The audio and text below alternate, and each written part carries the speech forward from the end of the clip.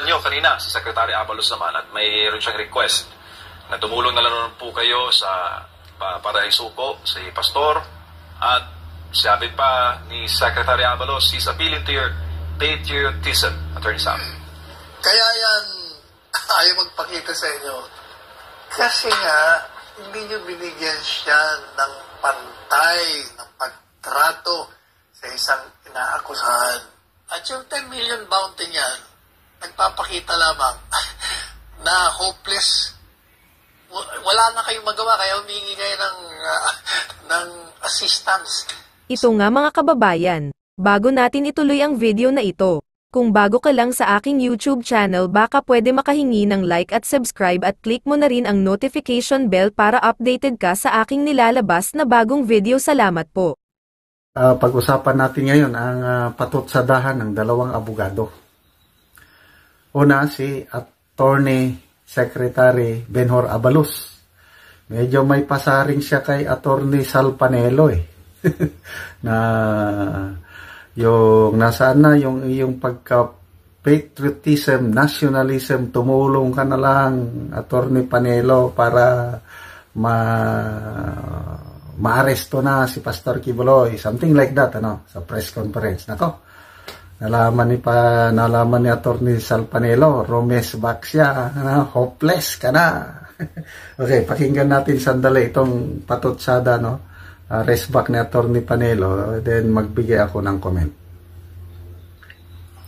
At nabanggit niya rin po ang pangalan niyo kanina, si Secretary Abalos naman, at mayroon siyang request na tumulong na lang po kayo sa para isuko si Pastor at sabi pa ni Secretary Abalos, he's appealing to your patriotism, Attorney Sam.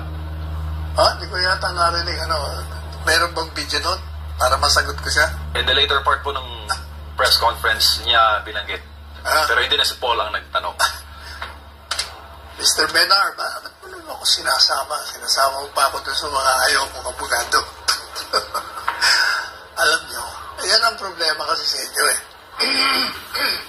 Kaya yan ayaw magpakita sa inyo kasi nga hindi nyo binigyan siya ng pantay ng pagtrato sa isang inaakusahan. Kaya ganyan yan. Para pareho ang ginawa ninyo kay Bantag, kay Teves, kay Pastor Quiboloy, and kay Alice Go. You tried them by publicity. You destroy their character. You diminish their reputation. You adjust them guilty as hell without the benefit of the rights of the accused in a court of law. Kaya, ayan, ayaw nila magpakita sa inyo. Pagkatapos, kung sino-sino biniblame nyo, ayan ang PNP chief. Gusto i-demanda si Presidente Duterte dahil daw nagsabi na alam niya at sikreto. Kung may pagkakorne ka rin PNP chief, nagpapatawa lang yun, nagpapatawa. And even assuming na hindi nagpapatawa, he is not obligated under the law na sabihin sa inyo. May kaso na yan. In my statement, sinabi na in the 2021 case, July, sinabi na ng korte, isa kasing abogado, pinuntahan po ng isang may warrant of arrest. Nagre-reklamo ngayon ng demanda doon sa may warrant of arrest. Bakit hindi mo sinuplong yan? O inaresto mo. Kaya dinimanda mo siya, pero sabi ng Korte Suprema, hindi. Kailangan merong positive overt act na magpapakita na itinago niya ang akusado at hinadlangan niya ang pag-aaresto ng mga pulis. Wala naman nung ganun Wala namang pinapakita mga pulis na nagkausap si dating Presidente Duterte, whether sa telepono o nakita nag-usap, wala ring ebidensya na itong si Pastor Quiboloy kakausap yung mga Kingdom of Jesus Christ sa mga miyembro para makarating kay Presidente Duterte kung nasabi siya. Yan ang problema Pagkatapos kayo, nananawagan kayo, nagsusuhol pa kayo ng 10 milyon. At yan isa lamang pag-amin na despite all the resources of the entire government, you cannot enforce the warrant of arrest. At yung 10 million bounty niyan, nagpapakita lamang na hopeless. Wala na kayong magawa, kaya humingi kayo ng assistance sa publiko. Pero ang problema nyo, ganito. Si Pastor Apollo Quiboloy, kung yan po ay masamang tao, maniwala kayo kung masamang tao yan, maraming niloko yan, maraming nilapastangan, hindi nyo na kailangan ng kahit anong reward. Isinuplong na sana yan noon pa. Eh hindi, ibig sabihin, love siya ng tao. Yan. Sa parte naman ng mga abogado ni Pastor, eh mag-file na kayo kasi nakalat ang kaso.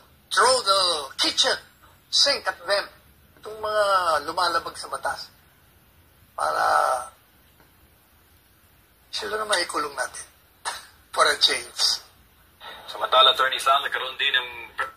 Okay. So, matindi, no? Hopeless. Hinawag niya, hopeless na kayo.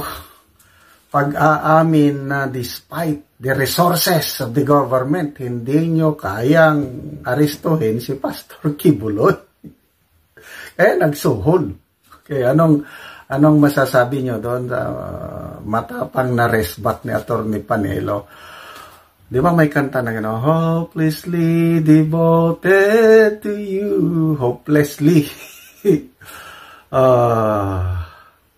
Talagang nabanggit niya yung Bantag, Tebes, Quiboloy, ito na, Alice Go, apat ng mga sensational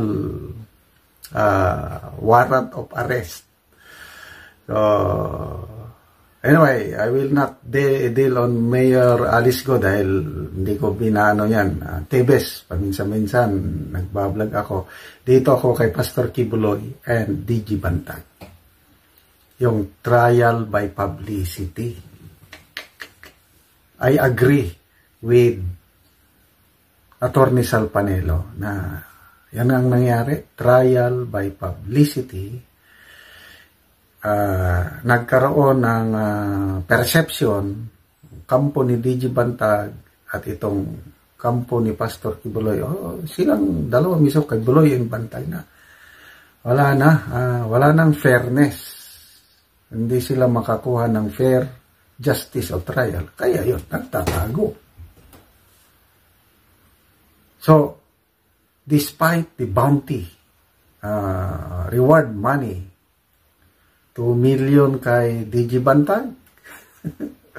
Tapos 10 million kay Pastor Quiboloy. Mag 3 years na si DG Bantag. More than 2 years na, no? Hanggang ngayon, wala pa rin. Ni Anino, wala. Ilang beses nang ni-raid ang mga suspected na lugar saan nagtatago si DG Bantag. Poros 0. Walang, ni Anino, wala nga. Tapos biglang magsabi na alam nila yung location. Kaya lang, nag-iingat lang sila. Sinaalang-alang ang buhay ng mga law enforcement agencies. Wow naman, ang babait ng ating gobyerno ngayon. So, matutuwa ang ating law enforcement agencies dahil hindi sila basta-basta isabak sa stronghold ni DG Bantag. Kasi warrior yun eh. Talagang hindi yan magpapahuli ng buhay. Okay, dito naman kay Pastor Quiboloy, dahil pastor ito, yung armas na lisensyado ay sinauli na. Lagay ko, walang kwan ito eh. Agree ako yung sinabi ni Pastor Atty. Panelo na kung masamang tao pa yan, maraming magsusumbong at ituturo, kakagatin yung 10 million suhol. Kaya lang, hindi ko pa na-meet si Pastor Quiboloy. Hindi ko siya personal na kilala. Naririnig ko lang siya, lalo na nung kampanyahan pa, talagang diehard Marcos loyalist. Tatay ko, sabi niya, parents ko, Marcos loyalist. Kaya nung election 2022 is SMNI lang ang nagsuporta sa candidate BBM. All other mainstream media tinutuloy sa magnanakaw ng diktator, ganon. So yung kung sino pa ang tumulong sa candidacy ng Marcos Jr., siya pa ngayon ang tira. So halos hindi ako makapaniwala na aabot ng ganito ang sitwasyon ni Pastor Quiboloy na dahil magkaibigan sila ni PRRD. Di ba? Same feather flocks together. Ang nakita ko kay PRRD, may puso, may malasakit, maawain. So, dahil kaibigan niya si Pastor Quiboloy, ganon din ang tingin ko, perception ko lang yun. Hindi ko alam tungkol sa akusasyon sa kanya, sex abuse, human trafficking, bahala ng korte niyan. Basta ang nakikita ko lang dahil kaibigan siya ni PRRD at mabuting citizen si PRRD, Digong, ganon din ang tingin ko, mabuting tao si Pastor Quiboloy. Kaya hanggang ngayon, walang nagsusumbong, walang kakagat sa suhol. So, ito na, challenge sa gobyerno ngayon.